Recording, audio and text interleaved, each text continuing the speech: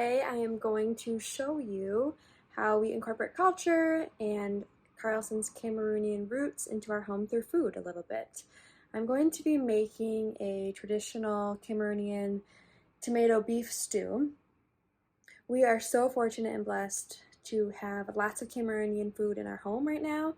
With my mother-in-law and sister-in-law in the home, there's no shortage of things to try and food to eat if needed when we're low on food and whatnot. And so we're very thankful for that. I'm thankful for my mother-in-law and sister-in-law for the cooking that they've done and the fact that we get to have so much Cameroon food in the home and get to eat it more regularly because of their presence in our home. So while they've been here, I have not cooked Cameroon food that often, and I really haven't cooked it in a while. I do make this beef stew probably every few months, I would say. Before they came, I would typically make puff puff, which is like a fried donut, and we would fry plantains more regularly. However, I'm more getting into the process of learning the recipes and trying to incorporate them more often, so that way when the family is not with us, we can kind of continue to have it in our home. So that way our daughter's used to it and we enjoy the food. My husband especially enjoys having food from back home. So I'm gonna head into the kitchen and show you a little bit of the recipe. Okay, the first step to make stew is to blend your tomatoes and peppers and onion. And so the recipe calls for 8 tomatoes, Roma tomatoes. But I like to double it, so I bought, I think, 13. So I have those just halved in a blender. Next, I will chop up the onion and bell peppers. The recipe my sister-in-law gave me calls for yellow peppers and red peppers. I'm not sure why they don't include like orange peppers, but I did put half an orange pepper in with the tomatoes already.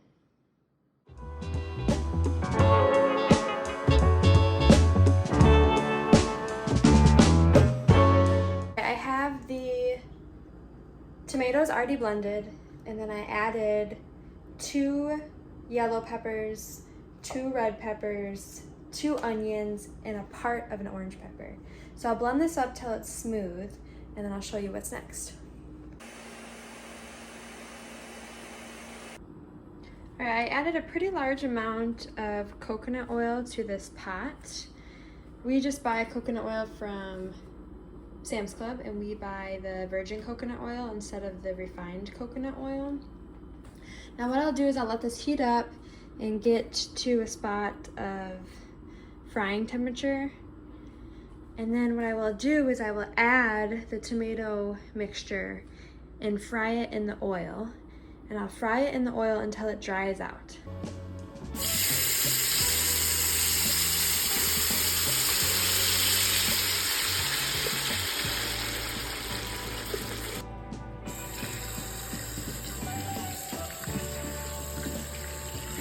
I just washed the stew meat.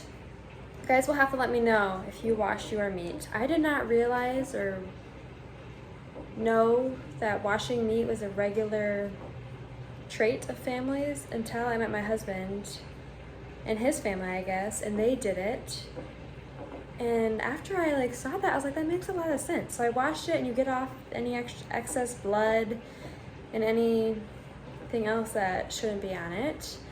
They also wash their rice, which also makes sense to me, to get off any particles, things that aren't rice.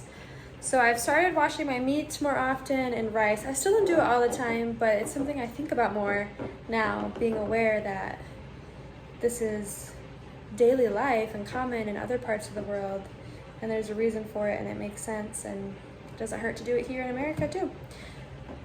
The washed meat.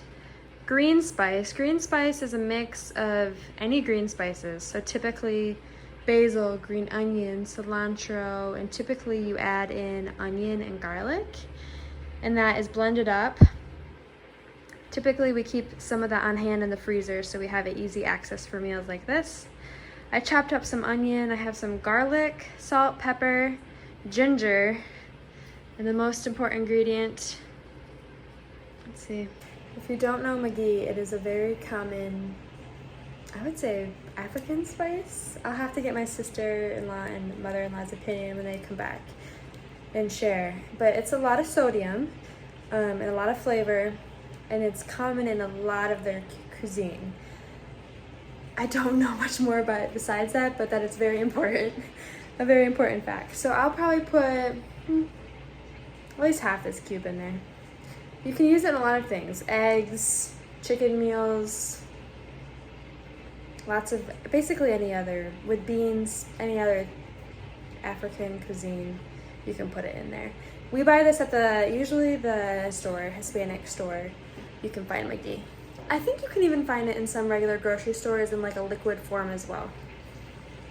So what I will do is I will add all of those items I just showed you and mix it in with the meat, and then I'll boil the meat. All right, I have everything added. I did not add additional salt because I added the whole cube of maggi. And I added some ground black pepper, but now that I think about it, the kind of pepper they may be referring to in the recipe is maybe a different kind of pepper. So I'll have to ask my family to understand that better. All right, here's a little update. The tomato sauce is drying out. You can see holes forming in it. And what we'll want to look for is basically a lot of those holes and it looking more like a paste than a liquid. I have the meat back here in a pot. Probably should use a bigger pot. We'll see how it goes, but I'm going to boil the meat until it's cooked through. Carlson, I need your opinion on if this stew is ready. I'm doing my cards right now, man. Give me a second. Alright. Well, I gotta taste it first. So. I know, but do you think it's done? Yeah, it looks like it's done. How do you know if it's done? When I can't really see, like, I see like the tomato in the pasty form. Okay. Yeah. What about the meat? Well, the only way I can try if the meat is done is if I taste it, and if I start tasting it now, half of it might be gone. The funny thing is that if Carson's mom and sister weren't here, and if I didn't learn to cook Cameroon food, you would not cook Cameroon food for yourself. It's true. I think you're gonna have to prove that. It's true. So Carson's not a cook, so. I'm not a cook now? No. That's not true. I mean, I cook water, rice, potatoes, eggs, yeah. You make good eggs. Yeah. And groundnuts. And you boil groundnuts. There we go. Woohoo! What's up, Mama? You can see the tomato mixture is drying out, becoming more paste-like. When you move things around, there isn't liquid.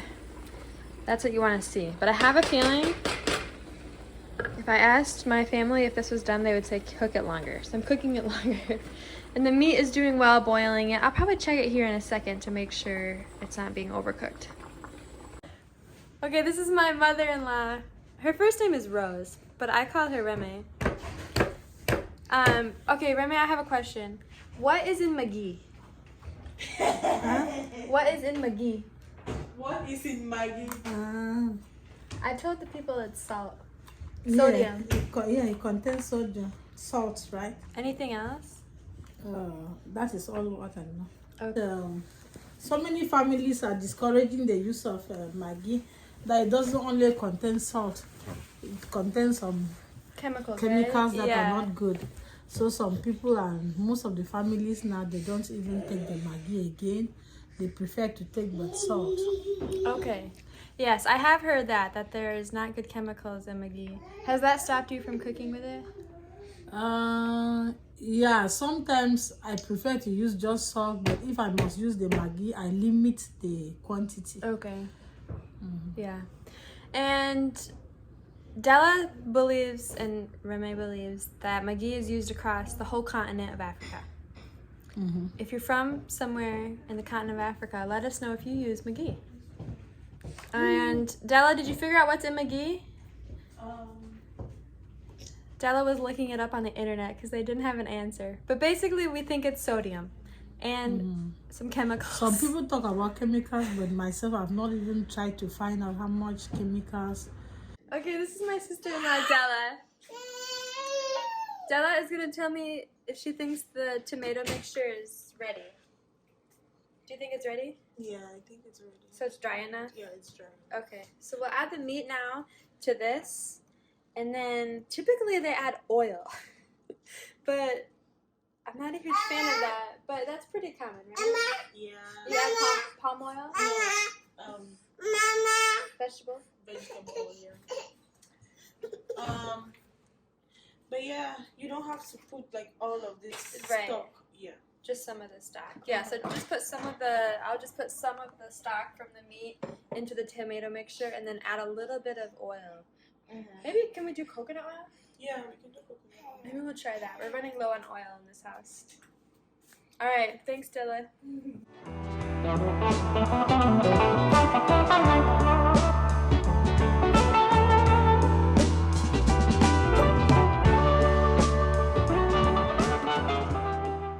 Della's gonna taste the food, the stew.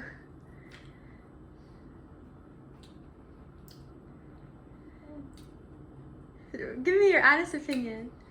I mean, you know, I would normally put maggi. More maggi. More. Oh yeah, you put maggi. More Yeah. maggi. Well, I mean, it's good. I like it. But you want more flavor. Exactly. Right. So that's more flavor, right. spice. Right. So what kind of pepper would you put in here?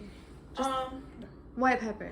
Okay, we could add some of that to Yeah, it. white pepper. I'll put curry powder. Okay. I'll put slap your mama. You put slap your mama in there? Right, Okay. I do. We can add a little bit of that. What about the hot pepper sauce? Yeah. Yeah, we just can't make it too spicy for the kids. Yeah. Yeah, that's it. Okay. Thanks for your feedback. This is the finished product of the stew. You serve it over white rice or any kind of rice, and we're eating it with fried plantain. It's delicious. We did add some white pepper and Creole seasoning, which is the slap your mama seasoning. Oh, and if you don't know what plantain is, it's kind of like it's in the banana family. And we fry it, and I like them when they're really soft and so they're sweeter.